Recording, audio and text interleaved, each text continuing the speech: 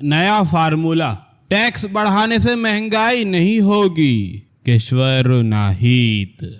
سال بھر کا معاشی جائزہ پیش کرنے والوں کے ماتھے پر نہ شرمندگی کے قطرے تھے یہ بتاتے ہوئے کہ ملکی معیشت کتنی دگرگو رہی ہے، اور نہ ہی ان کی آواز میں کوئی لرزش تھی۔ وہ اعداد و شمار کے گورکھ دھندے کی راکھ کریدتے ہوئے مشاقی سے کام لے رہے تھے۔ گھروں میں بیٹھے ریٹائرڈ لوگ یہ سن کر نہال ہو رہے تھے کہ ان کی پینشن میں اضافہ ہو گیا ہے۔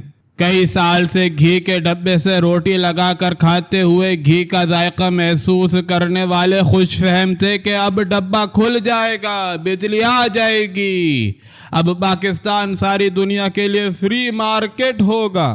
مگر ان ملکوں میں ہماری خوراک نہیں ہے۔ پھر ریٹائرڈ لوگ 17% پینشن میں اضافے کا تجزیہ اور موجودہ روز مرہ کی اشیاء کی قیمتوں کے ساتھ تقابل کرتے ہوئے چیخ پڑے، یہ تو کھیل ہے۔ میں نے پانی کا گلاس دے کر چپ کرنے کے لیے کہا، وہ اگر یہ بھی نہ دیتے قیمتیں تو بڑھنا ہی تھی، مگر آپ کیا کرتے؟ آگے میں نے کہا کہ اس وقت تولیدی اضافہ 3.6% پاکستان میں سب سے زیادہ ہے۔ پاکستان میں 1960 میں فیملی پلاننگ شروع ہوئی تھی۔ 1963 میں مولانا جعفر شاہ پھلواروی سے میں نے اسلامی نقطہ نظر سے بچوں کی پیدائش میں وقفے پر مضمون لکھوائے تھے۔ ایوب خان اور تھوڑا سا بے نظیر کے زمانے میں فرق پڑا تھا۔ ضیاء الحق کے زمانے سے لے کر اب تک مولویوں کو کھلی آزادی ہے کہ وہ اپنی مرضی سے جو چاہے فتوے دیں۔ اب نئے آنے والے ریاست مدینہ کے نعرے کی جگہ کوئی ایسا نسخہ لائیں کہ بچے گلیوں میں تولیدی مزاحمت کو غباروں کی طرح کھیلتے نہ پھریں۔ ہمارے ملک میں تولیدی مزاحمت کو مردانگی کے خلاف کہتے ہوئے ہمیشہ سے رد کرتے رہے ہیں۔ صرف پڑھے لکھے لوگ خود 2 بچوں کے بعد پلاننگ کرتے ہیں، ورنہ نیلم ویلی سے لے کر سارے دیہاتوں میں عورتیں بڑے فخر سے بتاتی ہیں کہ ہمارے 14 بچے ہیں۔ اب ذرا بس حکومت ہی نہیں، غیر سرکاری تنظیموں اور صحت اور غذائیت سے متعلق عالمی اداروں کی بھی کارکردگی پر حرف آتا ہے۔ شعیب سلطان صاحب اور ڈاکٹر امجد ثاقب جو جگہ جگہ بتاتے ہیں کہ ہم نے اتنے گھرانوں کو تعلیم، صحت اور ہنر کی تعلیم دی ہے، تو یہ اعداد و شمار صرف رپورٹ لکھنے کے لیے ہوتے ہیں۔ اب تو 1 سال میں کروڑوں بچوں کی پیدائش کا مطلب ہے کہ جتنی مرضی برآمدات اور فصلیں بڑھا لے، ہر سال کھانے کے لیے اتنے کروڑوں لوگوں کے لیے کون سا من و سلوہ اترے گا؟ ہم آخر مذہبی ملک ایران کی مثال کیوں سامنے نہیں رکھتے؟ ہم دیگر غریب ممالک بنگلہ دیش کی فیملی پلاننگ کی کامیابی کو بس نقل ہی کر لیں۔ میں جب مالیات کے وزیر کو بولتے سنتی ہوں تو مجھے بی بی سی پر ان کے انٹرویو میں پسینہ پوچھتی شکل سامنے آ جاتی ہے۔ حالانکہ پاکستان کا بجٹ پیش کرتے ہوئے ان 2 گھنٹوں میں انہیں یہ کہتے ہوئے بھی پسینہ نہیں آیا کہ ٹیکس بڑھانے سے مہنگائی میں اضافہ نہیں ہوگا۔ یہ بھی نہیں بتایا کہ یہ بجٹ اگست تک ان کی حکومت کے لیے ہے کہ نگران حکومت کے لیے۔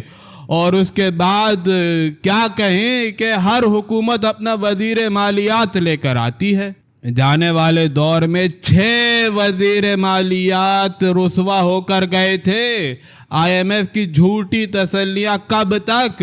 آپ لوگوں سے بچت اور سادگی کی تلقین کرتے ہوئے اتنی گرمی میں سوٹ پہنے وزیروں کو پاکستانی لباس میں بلاول کی طرح کام کرنے کی ترغیب نہیں دے سکتے؟ رات کو 8 بجے دکانوں کو بند کرنے کا نسخہ کاغذ کی کشتی کی طرح ہر دفعہ ڈوب جاتا ہے۔ پاکستان میں نجی اور سرکاری اداروں میں ڈرامے بھی 10 بجے اس لیے شروع کیے جاتے ہیں کہ تاجر لوگ اپنا کاروبار بند کر کے جس میں چھوٹے دکاندار بھی شامل ہیں، نہا دھو کر پھر شادیوں، پارٹیوں اور ڈرامہ دیکھنے جاتے ہیں، اور 10 بجے کا وقت انہی لوگوں نے مقرر کیا ہے۔ ڈرامے بھی انہی کے مذاق کے مطابق پیش کیے جاتے ہیں۔ ڈرامہ دیکھنے کے بعد حسب توفیق لکشمی چوک یا بڑے ہوٹلوں کا رخ کرتے ہیں۔ آپ نے ہی پاکستان کا یہ کلچر بنایا ہے۔ انڈیا میں پہلے دن سے سارے بازار 7 بجے اور دنیا بھر میں 6 بجے بند ہو جاتے ہیں۔ انگلینڈ اور امریکہ میں دفتروں کے معمولات مع صدر اور وزیر اعظم کے 4:30 بجے عمومی طور پر بند کر دیے جاتے ہیں۔ ہمارے یہاں 12 بجے رات کو اسمبلی کا اجلاس ہوتا ہے۔ سب سے ہولناک بات اس بجٹ میں یہ ہے کہ بچوں کے لیے پرورش پانے والی اشیاء کو بھی ٹیکس نیٹ میں لایا گیا ہے، جو کسی ملک میں نہیں ہوتا۔ فی کس آمدنی میں بھی 11.2% کمی ہوتی ہے۔ عالمی سطح پر مانا جا رہا ہے کہ پاکستان میں غربت کی لکیر سے نیچے آبادی میں بے تحاشا اضافہ ہوا ہے۔ بیرونی سرمایہ کاری جس کے وعدے ہر دورے کے بعد وزیر اعظم نے کیے تھے، اس میں سے ایک وعدہ بھی پورا نہیں ہوا۔ ستم تو یہ ہے کہ آرٹسٹوں سمیت 5 سیکٹروں میں رقم مالیات سے متعلق لوگوں نے بارٹر تجارت کے لیے جن ممالک کا اعلان کیا ہے، ان میں انڈیا شامل ہی نہیں۔ غریب کے لیے دال چاول اور روٹی کی ضرورت ہے۔ روسی اور چینی کھانے تو غریب کے لیے نہیں ہیں۔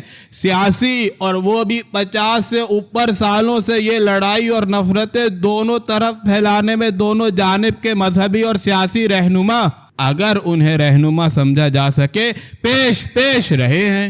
البتہ پاکستان میں بچوں کی تعداد بڑھنے کے علاوہ انسانی اور حیوانی سطح پر گدھوں کی تعداد بڑھی ہے۔